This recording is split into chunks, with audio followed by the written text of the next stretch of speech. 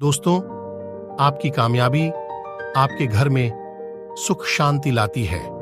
आपका हमेशा मुस्कुराना, हमेशा खुश रहना, हमेशा स्वस्थ रहना जीवन को आसान बनाता है और आपको इस दुनिया का सबसे सुखी इंसान बनाता है। आज जो मैं आपको कहानी सुनाने जा रहा हूं, उस कहानी में दुनिया का सारा ज्ञान समाहित है और सभी मुसीबतों का समाधान भी है।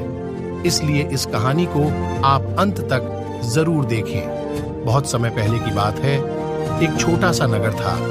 उस नगर में एक बहुत ही धनी सेठ रहा करता था। इस धनवान सेठ के पास कहने को सब कुछ था, किसी चीज की कमी नहीं थी। उस धनवान सेठ ने अपने जीवन में बहुत बड़े बड़े मुकाम हासिल किए थे। उसने अपने जीवन में कई सफलताएं प्राप्त की थीं। वह जिस नगर में भी व्यापार करने जाता, वहां पर भी उसे सफलता मिलना निश्चित था। वह अपने जीवन में कभी भी नहीं हारा था। उसका व्यापार भी खूब जोरों शोरों से चल रहा था। उसके पिताजी ने उसे ऐसी 4 बातें बता रखी थीं, जिसका वह नियमित पालन किया करता था और उन्हीं बातों का अनुसरण किया करता था। और उन्हीं बातों की वजह से उसका जीवन बड़ा ही सुखमय था। वह जीवन के हर क्षेत्र में सफल था।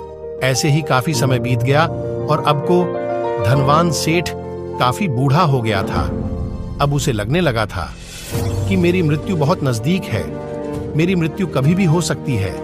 और वह जानता था कि उसका बेटा बहुत भोला है, बहुत नादान है, उसे अभी दुनियादारी की समझ नहीं है। इसलिए उसने अपने बेटे को अपने पास बुलाया और अपने बेटे से कहा, बेटा, मैंने अपने पिताजी से 4 बातें सीखी थी और उन्हीं बातों को मैंने अपने जीवन में उतारा। उन्हीं के अनुसरण की वजह से आज मैं अपने जीवन में इतना सफल हूं। अपना जीवन सुखमय पूर्वक बीता रहा हूं। उन्हीं बातों की वजह से आज मैं इतना सुखी हूं, संतुष्ट हूं और इतना धनवान हूं। न ही कभी मुझे कोई बीमारी हुई और न ही मुझे कभी कोई धन की कमी हुई। और तुम देख ही पा रहे हो कि मैं इस नगर का सबसे सर्वश्रेष्ठ धनवान हूं। लेकिन आज मेरे पास जो कुछ भी है, मैं उससे संतुष्ट हूं, मैं खुश हूं। लेकिन मैं चाहता हूं कि तुम मुझसे भी आगे बढ़ो, तुम और नाम कमाओ, तुम और धन कमाओ, लोग तुम्हारे बारे में जाने, तुम्हें पहचाने, क्योंकि हमारा समय कुछ और था और तुम्हारा आने वाला समय कुछ और ही है।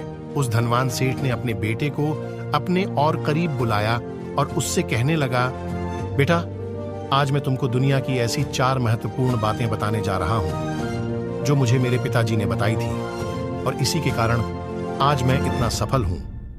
यदि तुमने इन बातों को अपने जीवन में उतार लिया, इनका नियमित तौर पर पालन किया, इनका अनुसरण किया, तो तुम भी अपने जीवन में बहुत धनवान बन जाओगे, अपने जीवन को बहुत सुखमय तौर पर बिताओगे।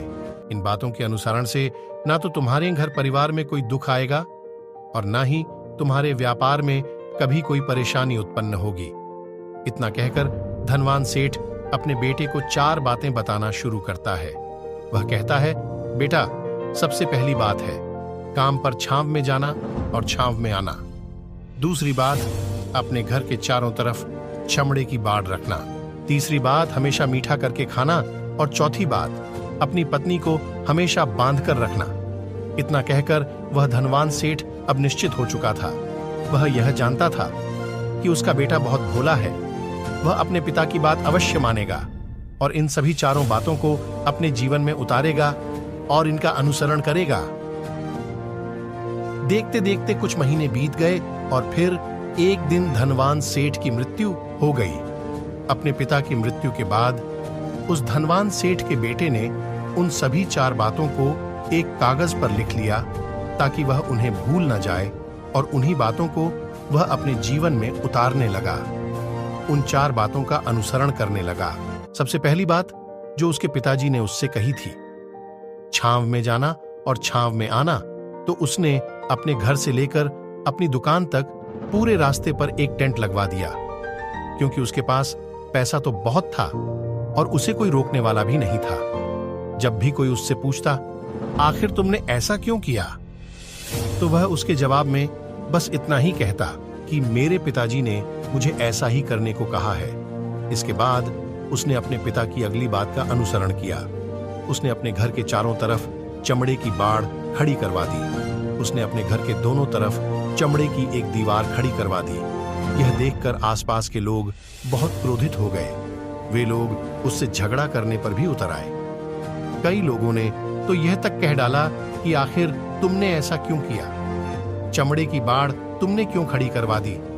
चमड़े से बहुत बदबू आती है और इससे हमें तकलीफ होती है। इसे आज ही निकलवा दो। लेकिन कोई उसका कुछ भी नहीं बिगाड़ सका, क्योंकि उसके पास बहुत पैसा था।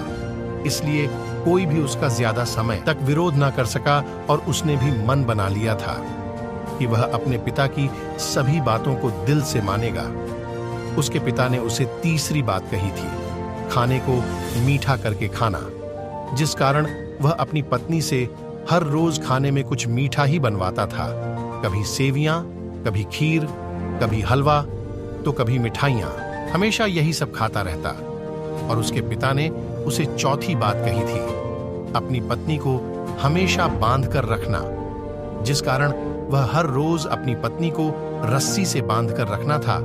ऐसे ही कई दिन बीत गए और देखते ही देखते अब वह सेठ के बेटे का जीवन धीरे धीरे बर्बाद होने लगा था, क्योंकि उसने अपने पिता की सभी बातों का गलत मतलब निकाला था और वह उसी के अनुसार उनका पालन कर रहा था। देखते देखते उसका इतना बड़ा व्यापार अब ठप होने लगा था।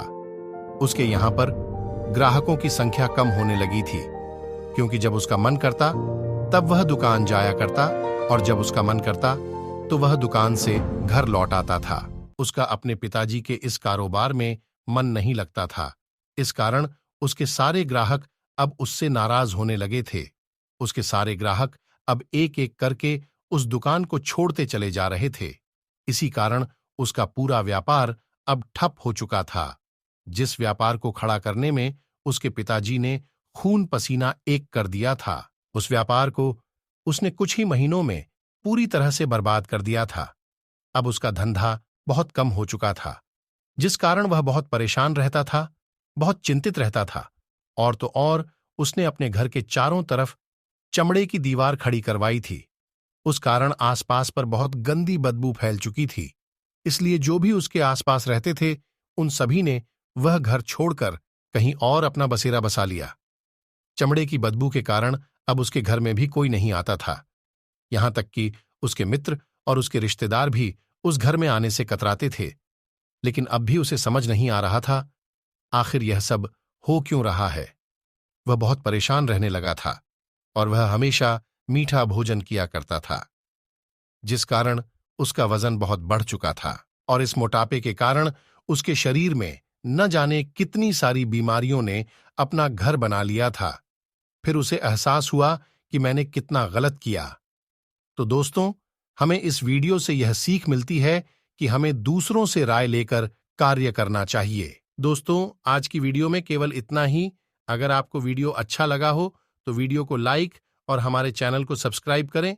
धन्यवाद।